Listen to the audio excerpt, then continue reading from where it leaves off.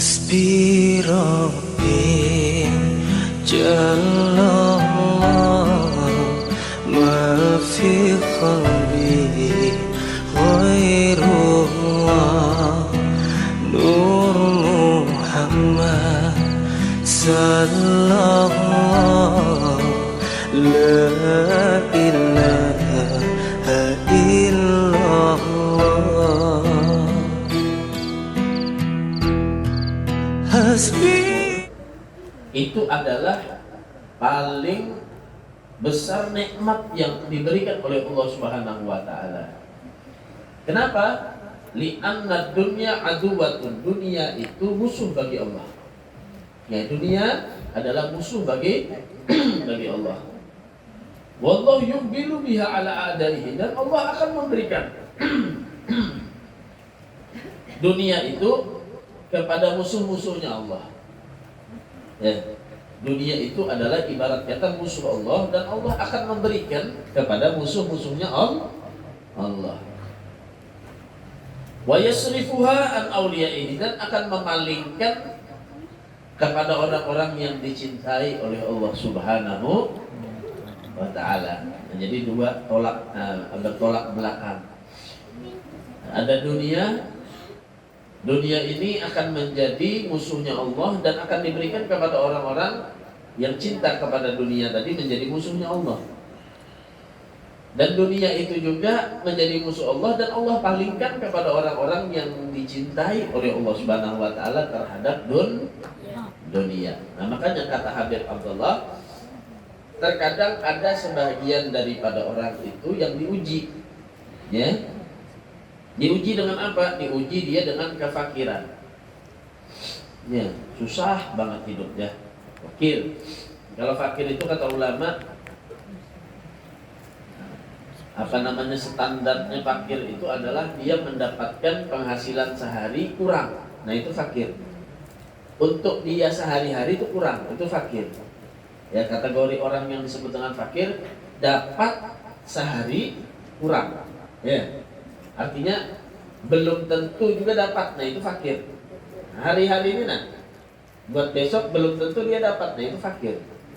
Adapun miskin, dapat. Orang miskin itu dapat untuk kebutuhannya sehari, cuma habis untuk sehari, bahkan kurang. Nah, itu miskin. Kalau fakir itu kadang besok belum tentu dapat dia. Dapat yang hari ini, besok belum tentu dapat. Nah, itu fakir. Kalau miskin, dapat aja tiap hari, cuma habis sehari, bahkan bisa kurang daripada kebutuhannya sehari-hari. Itu miskin. Wadikil ma'isyati, dan diuji juga dengan dzikir ma'isyah. Ya. Kehidupannya itu sempit. Ya, dari rumah tangganya mungkin ya. Atau dari penghasilannya. Ya. Kadang cukup, kadang enggak. Ya. Macam-macam. Kadang yang diuji lagi lewat hutang, ya, diuji lewat hutang. Ya. Ada kata beliau, ada sebagian kita tadi itu diuji dengan kefakiran, dengan kemiskinan, dengan hidup yang sempit oleh Allah Subhanahu wa taala. Ketika kita diuji dengan Allah Subhanahu wa taala semacam itu, justru bukan peran sabar di sini yang kita mainkan. Ya, maka peran kita di sini adalah pandai-pandai mensyukuri nikmat yang diberi oleh Allah Subhanahu wa taala. Makanya kita harus bisa melihat orang yang ada di bawah kita. Jangan melihat orang yang ada di atas kita. Nah, itu supaya kita bisa mensyukuri. Ini masalah dunia, fakir, miskin, kehidupan yang sempit, itu masalah duniawi. Dan itu akan diuji, sebagian hamba itu akan diuji oleh Allah Subhanahu wa taala dengan ini tadi. Maka yang di sana kata Abdul Haddad, kalian tersebut harus pandai-pandai bersyukur untuk bisa melewati ujian dari Allah Subhanahu wa taala ini. Harus pandai-pandai bersyukur. Ya. Kenapa? Dikatakan Abdul Haddad, dunia itu adalah musuhnya Allah. Siapa yang diberikan keluasan tentang dunianya, siapa yang diberikan dia tadi itu kenyamanan di dunianya, berarti Allah sedang memberikan musuhnya kepada orang tersebut.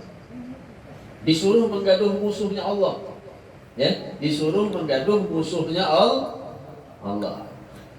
Sedangkan orang yang dicintai oleh Allah pasti dia akan dipalingkan dengan itu semua. Kita lihat bagaimana Fir'aun, ya, dengan Nabi Musa. Bahkan kita lihat sejarah daripada Nabi kita Muhammad sallallahu alaihi wasallam. Ya. Nah, dikatakan dalam kitab ini, sebagian ulama ditanya, apabila orang itu diberikan musibah, ya, kemudian ada seseorang diberikan musibah lalu dia sabar, diberi musibah lalu sabar. Wa un'ima 'alal akhar fasyakar. Ada satu lagi orang yang diberi nikmat akan tetapi dia bersyukur. Satu diberi bala, sabar. Dua hamba nih. Satu diberi bala, sabar. Yang satu diberi nikmat, syukur. Nah, bagaimana bila masalah? Keduanya sama derajatnya di sisi Allah. Ya. Li'anna Allah Ta'ala afna 'ala 'abdain. Karena sesungguhnya Allah Subhanahu wa taala memberikan kepada dua hambanya pujian, kepada orang yang sabar dan kepada orang yang syukur. Orang yang sabar dipuji oleh Allah, orang yang bersyukur dipuji oleh Allah Subhanahu wa taala. Faqala fi wasfi Ayyub alaihi salam. Allah memuji Nabi Ayyub, ni'mal 'abdu innahu awwab. Ya, sebaik-baik hamba itu adalah Nabi Ayyub. Kenapa? Nabi Ayyub sabar. Ya, diberikan penyakit oleh Allah Subhanahu wa taala, sabar. Nabi Ayyub kadang mengeluh. Ya, begitu juga fi wasfi Sulaiman alaihi salam. Allah juga memuji kepada Nabi Sulaiman alaihi salam. Siapa yang tidak kenal dengan Nabi Sulaiman dengan kekayaannya? Ya, dengan istananya yang megah, ya. Wa wahabna li Daud Sulaiman ni'mal abdu innahu awwab. Allah juga memuji kepada Nabi Sulaiman. Kenapa? Ketika diberi syukur, ketika diberi bersyukur, ketika diberi bersyukur Nabi Sulaiman alaihi salam. Makanya Allah Subhanahu wa taala mengatakan, sering kita dengar ini, ya. Nah, apa?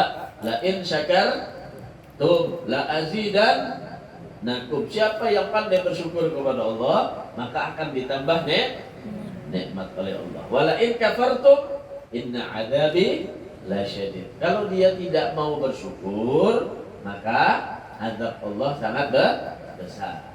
Nah, jadi Ujar Habib Al-Haddad, ketika kita tuh diuji oleh Allah dengan apa? Kefakiran, kemiskinan, kesulitan dalam hidup, maka pandai-pandai bersyukur, bukan bersabar. Kenapa? Masih diberi sama Allah. Masih diberi sama Allah. Kalau kita diberi bencana, diberi bala, baru kita bersabar. Nah, pahalanya orang yang bersabar dan orang yang bersyukur itu di hadapan Allah sama, nggak ada bedanya. Ini nggak ada bedanya. Ya. Nah, kemudian dikatakannya sebagian orang yang soleh itu pernah dia masuk, dikatakan si maratu bi ba'dil jibal. Orang soleh itu pernah masuk ke atas gunung, naik di atas gunung. Para itu syekhan a'ma. Kemudian orang soleh tadi melihat ada seseorang yang sangat tua lagi buta, matanya buta. Tua kan harus sudah di atas gunung bandah. Bisa lah dia naik ke atas gunung. Ini orang tua kan udah ada di atas gunung, matanya buta lagi. Allah, buta lagi. Subhanallah. Kemudian tidak hanya buta, maqtu'al yadain. Dua tangannya nggak ada tangan. Subhanallah. Warijlain, dilihat lagi sama ulama, kakinya juga nggak ada.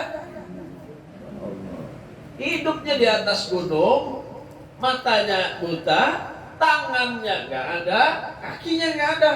Subhanallah. Ada kayak di sini itu? Syukur aja lagi lah. Jangan mengeluh lagi. Bersyukur. Yadribul falis fi kulli waqtin. Kemudian lumpuh, gak bisa kemana-mana, gak bisa gerak. Jadi situ aja dah, gak bisa gerak. Wadunu yatanatharu minhu. Dikelilingi oleh ulat tubuhnya. Dikelilingi oleh ulat. Wa zanabirul ard tanhasu min lahmihi. Kemudian binatang-binatang itu yang kecil-kecil, semut dan semacamnya itu mengurung kepada dia, artinya mendatangi kepada dia, menyengat kepada dia. Masya Allah. Disengat binatang, berhamburan daripadanya. Di samping-sampingnya itu ada ulat, matanya buta, tangan nggak ada, kaki nggak ada. Subhanallah. Ada nggak kira-kira orang yang masih kayak ini? Masih artinya nang diuji oleh Allah Subhanahu Wa Taala kayak ini, ada nggak lagi? Ada. Wahwa yaqulu, kemudian orang itu mengucapkan alhamdulillahilladzi afani mimma btala bihi katsiran min khalqihi. Baca orang tuh, alhamdulillah Allah telah memberikan keafiatan kepadaku, yang mana Allah memberikan bala lebih banyak, melebihi daripada diriku tadi. Ada lagi ya, jadinya ada lagi orang yang diberi bala banyak daripada aku lagi. Alhamdulillah jadinya. Wa faddalani ala katsirin man khalaqa tafdila. Ada aja lagi yang lebih daripada aku. Nah, ujar orangnya tadi. Maka kemudian berkata, wa taqaddamtu ilaihi. Orang soleh tadi mendekat kepada orangnya tadi. Nah, dilihat, benar ini. Sakawa aja lagi mengucapkan alhamdulillah. Subhanallah. Wa qultu lahu, kemudian aku bertanya sama dia. Ya akhi, kata dia, wa ayu syai'in afaqallah. Wallahi ma ajidu illa jami'al balaya muqitatan bika. Dia mengatakan, orang soleh tadi mengatakan apa? Dari mana engkau ini dapat afiat dari Allah? Dapat kesehatan dari Allah? Orang dari tadi aku melihat tubuhmu ini tidak ada dapat afiat kecuali semua adalah bala dan ujian dari Allah. Mulai dari mata buta, tangan nggak ada, kaki nggak ada. Kemudian lagi diurung sama, didatangi sama ulat dan binatang-binatang yang menyengat kepada dia. Masih bisa bersyukur, masih bisa menyebut Allah memberikan afiat kepada engkau. Farafa'a ra'sahu, kemudian dia mengangkat kepalanya. Mengangkat kepalanya, wagala ilaika anni ya battal. Kau dah tahu wahai orang-orang, salah kau salah kira sama diriku, kata dia. Salah engkau. Alam yubkini lisanan yuwahidahu wa fi kulli lahzatin yadhkuruhu wa qalban ya'rifuhu. Tahukah kau, kata orang nang tadi, Allah Subhanahu wa taala masih memberikan kepadaku lisan yang bisa aku mentauhidkan kepadanya. Masyaallah. Masih kawal lagi mentauhidkan Allah. Nikmat jadinya. Wa fi kulli lahzatin yadhkuruhu, masih bisa aku berzikir kepada Allah. Wa qalban ya'rifuhu, dan Allah juga memberikan hati kepadaku yang selalu aku ingat kepada Allah Subhanahu wa taala. Walaupun jadinya aku ada diberi mata lagi, cuma hatiku selalu ingat bahwa Allah. Walaupun aku tadi kada bisi tangan kaki, cuma aku masih diberikan lisan untuk berzikir, mentauhidkan dan mengingat kepada, menyebut nama Allah Subhanahu wa taala. Orang semacam ini masih bisa dia tadi itu bersyukur kepada Allah. Maka dari itu kita pandai-pandai bersyukur. Nikmat yang diberikan Allah tuh banyak, masih di antara di dalam tubuh kita ini. Jangan gara-gara duit aja hamuk. Lawan duitan hamuk. Lawan lawan laki, lawan bini hamuk. Jadi nikmat yang Allah berikan itu sangat banyak sama diri kita, yang tidak Allah berikan kepada yang lainnya. Jadi pandai-pandai kita melihat, dari segi mana kita diberikan nikmat yang lebih dari Allah. Ada ya orang buah matanya sigar, mulutnya kawa berucap, tangannya ada, batisnya kada pernah melangkah ke masjid, tangannya kada pernah membantu anak yatim dan orang-orang yang membutuhkan, matanya kada pernah melihat Al-Quran, telinganya kada pernah mendengar Al-Quran, mulutnya apalagi untuk berzikir tak pernah. Cuma ini orang cuma diberikan mulut sama Allah, cuma manfaatnya luar biasa yang akan menyebabkan dia nanti bahagia di hadapan Allah Subhanahu wa taala. Nah, jadi ketika kita melihat diri kita ini ada, kata Abdul Haddad diberikan kemakian oleh Allah, kita diuji nanti. Tidak sedikit, kata Rasul sallallahu alaihi wasallam, paling banyak nanti orang yang masuk neraka adalah orang yang fakir. Orang paling banyak masuk neraka adalah orang yang fakir. Makanya dia berdoa lawan Allah, minta apa? Kecukupan pula. Minta kecukupan oleh Allah. Nah, Jangan kisah fakir, minta fakir. Banyak orang yang kada tahan ketika diuji lawan kefakiran. Ya. Berapa banyak orang yang berpindah agamanya karena yang dicarinya cuma uang dan harta. Nah, fakir. Nah, begitu juga dengan kesyirikan. Wani aja gue mendatangi dukun, menukar tuyul ditukar. Hendak sugih sekalinya sidin. Ya, hendak mencari sekedar dunia saja. Nah, ini diuji oleh Allah Subhanahu wa taala. Maka dari itu kita apa aja yang ada di hadapan kita syukuri. Alhamdulillah hari ini dapat makan apa? Syukuri. Alhamdulillah apa yang kawah kita kerjakan hari ini syukuri. Sebelum nikmat itu diambil oleh Allah Subhanahu wa taala. Ya, sebelum nikmat itu diambil oleh Allah Subhanahu wa taala. Ya. Falyahmadillah. Maka hendaklah jarhabdullah apa? Engkau pandai-pandai mengucapkan kalimat alhamdulillah. Jangan lapas kok ya. Hari-hari itu nah. Jadikan wiritan alhamdulillah ini dijadikan wiritan. Dia takajud kan alhamdulillah. Takajud dapat duit jurang 20 juta alhamdulillah. Kucing gak lewat alhamdulillah. Jadi jadikan wiritan. Apa aja jadikan wiritan. Ya, jadikan wiritan kalimat alhamdulillah. Ya. Alladzi syabbahu bi anbiya'ihi, yang mana Allah Subhanahu wa taala menyerupakan orang yang dicintai oleh Allah tadi dengan para nabinya. Bersyukur kita diberikan Allah Subhanahu wa taala dan diuji dengan kemiskinan. Nah, karena sama berarti kita lawan para nabi. Wa auliyaihi, dan para wali-walinya. Begitu juga mereka diuji dengan kefakiran, dengan kemiskinan. Ya. Nabi Musa itu diceritakan ya, sampai tidak boleh mengumpuli anak dan istrinya untuk membawa kaum Bani Israel tadi itu benar-benar menyembah kepada Allah. Kenapa?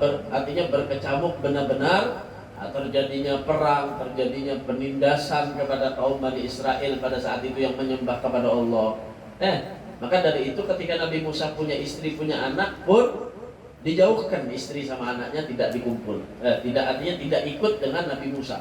Nabi Musa itu ceritanya jalan terus tidak bertempat tinggal. Tidak bertempat tinggal Nabi Musa itu, di mana dia di situ dia bertempat tinggal ya di sana. Terus dia tadi itu memasuki satu daerah ke daerah yang lain, ya.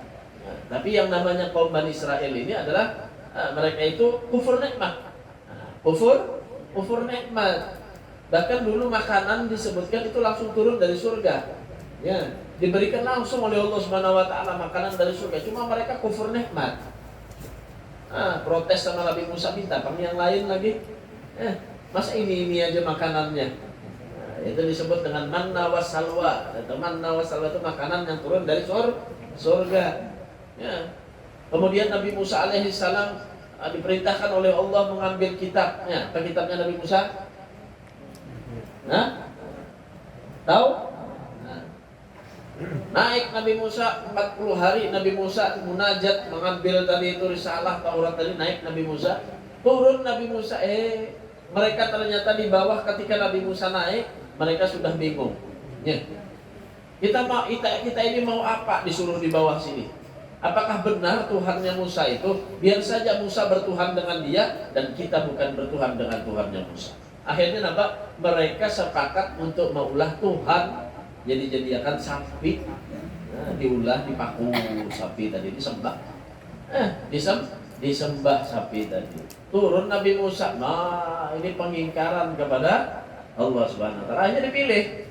Kata Nabi Musa, siapa yang mau ikut aku beriman kepada Allah, sebelah sini. Yang nggak mau ikut, sebelah sana masih menyembah patung, menyembah sapi ke sebelah sana. Akhirnya berperanglah mereka dan habis semuanya, dihabisi semuanya orang-orang yang menyembah patung, menyembah daripada sapi tadi, ya. Kepalanya yang disebut dengan Musa Samiri. Nah, itu panjang ceritanya. Artinya ketika Allah Subhanahu wa taala menyerupakan kita kepada para anbiya, mereka itu diuji dengan kemiskinan, diuji dengan kefakiran. Berarti kita sudah diserupakan Allah Subhanahu wa taala kepada nabi. Ya. Dari segi kemiskinan dan kefakirannya, kalau kita bisa sabar seperti sabar mereka, berarti kita mempunyai derajat yang sama juga kepada mereka, di bawah golongannya mereka. Cuma kalau kita tidak sabar, maka kita jauh juga tidak masuk di dalam golongannya para anbiya dan para auliya. Hasbi Rabbi Jalla